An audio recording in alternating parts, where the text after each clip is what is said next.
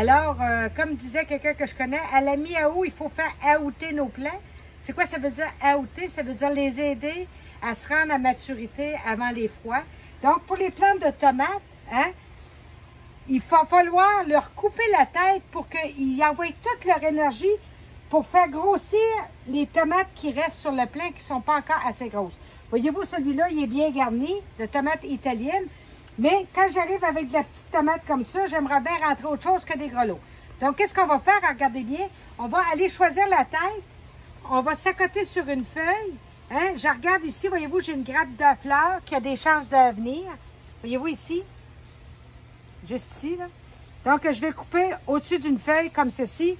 Et je vais couper les têtes comme ça de mes tomates. Si vous avez des petites grappes de fleurs à ce stade-là, pas de petites tomates commencées, coupez-les. Ça donne rien. Vous allez rentrer des gorlots. Ils n'auront pas le temps de se rendre. Là, on arrive le nez dans le froid. Bientôt. Qu'est-ce qu'on fait? Il faut que vous cassiez avant les gelées vos légumes qui peuvent geler. Donc, les tomates, ça peut geler. Les piments, ça peut geler. Les citrouilles, ça n'aime pas tellement rester au froid, ça les fait pourrir. Les courges, on ramasse ça. Les restants de fèves, on ramasse ça. Les piments, on ramasse ça. Les aubergines, etc. Vous pouvez attendre, même s'ils ont eu une gelée, ça ne les dérangera pas. Les choux d'hiver, les poireaux, les céleris, les bêtes, les carottes, les patates, il n'y a pas de problème. Tout ce qui est dans la terre, ça peut attendre une gelée, peut-être même deux. Commencez par ramasser ce qui doit geler du premier coup. Comme le basilic, ramassez-le si vous faites du pesto. Hein? Les autres fines herbes, si c'est biannuel ou vivace, on laisse ça là.